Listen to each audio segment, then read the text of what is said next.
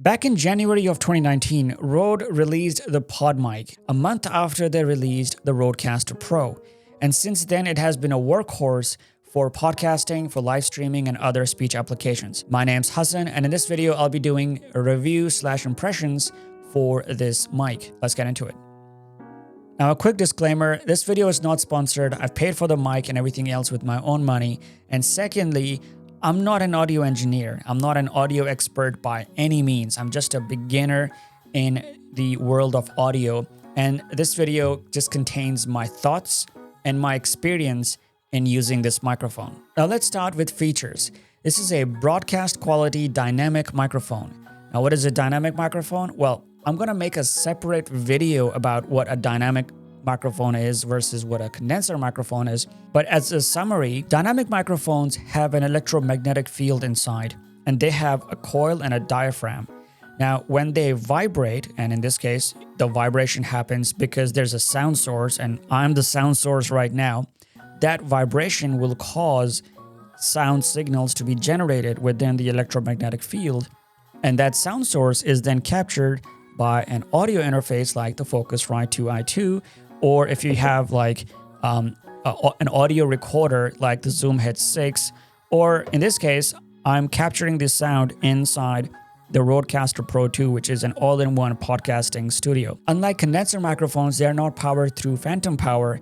They tend to be a lot less sensitive, and they will pick up less sound and reverberation from the room. So they are really good for podcasting, broadcasting situations. The PodMic also has a pop filter inside, but it's decent, but it's not as good.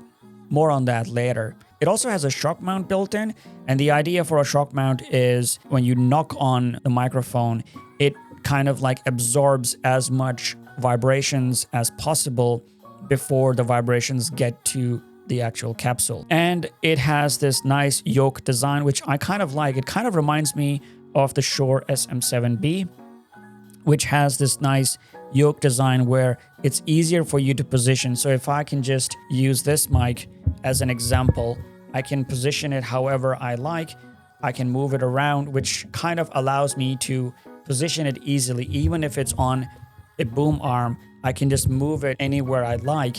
And this kind of helps me to position this mic, which is good. I like the construction quality. I like the build. And speaking of build quality, so it's an all-metal construction. It feels like it's a solid build. And yeah, so in terms of the actual build quality, you don't have to worry about anything. It also comes with a 2-threaded design. So it is super versatile when it comes to putting it on desk stands and boom arms. So here I have 2 different desk stands. They both have different thread diameters. And so the PodMic will easily, you can install it on either this one. I don't know what they're called, like 3/8 inch, and the standard connector. So you can just easily plug them in either of those, and they will just stay put. You don't need those little adapters. You get them, you lose them, and it's just hard. You can just have the mic and it will just plug into any standard microphone stands and boom arms. In terms of the raw specs, here's the spec sheet that I got from the Rode's website.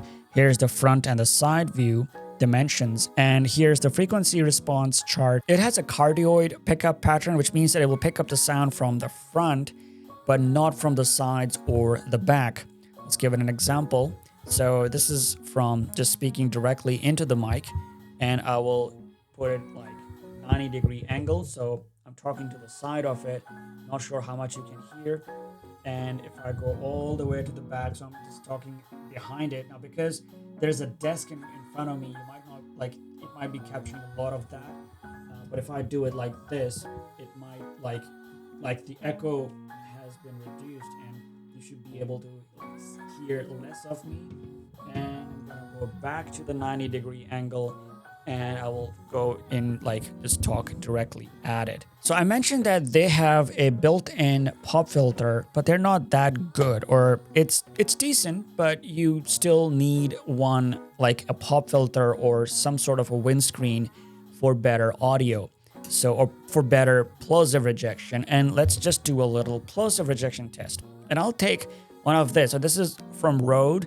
This is a Rode WS2. I think it's called a windscreen 2.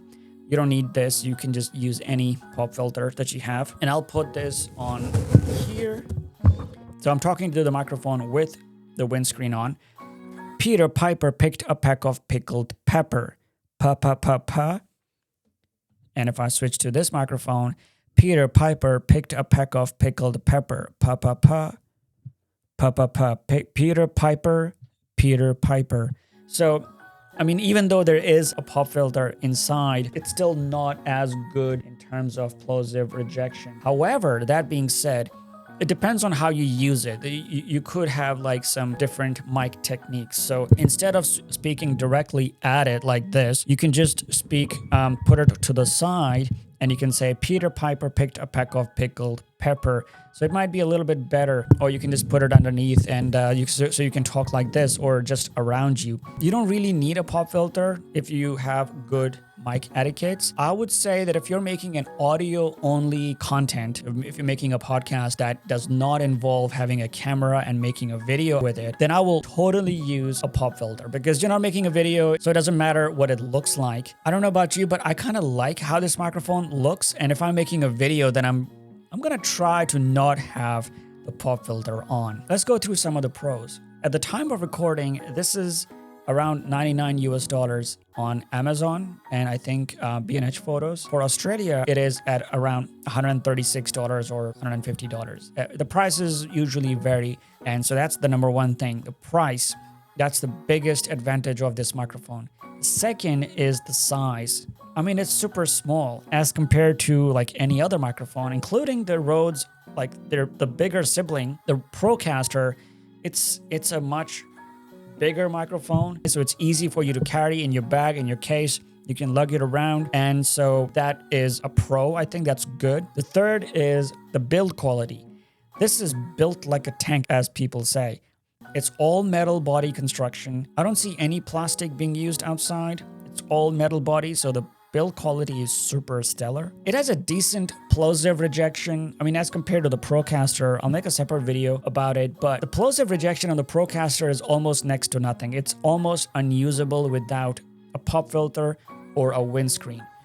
And as compared to that, this mic is relatively much better at rejecting plosives. And finally, I think it looks nice. It's just my own personal preference. I think this mic looks pretty decent on camera, and which is why I wouldn't want to hide it with a windscreen, and I would like to keep it like this, again, unless I'm making an audio only content. Let's talk about the things that I don't like about this mic.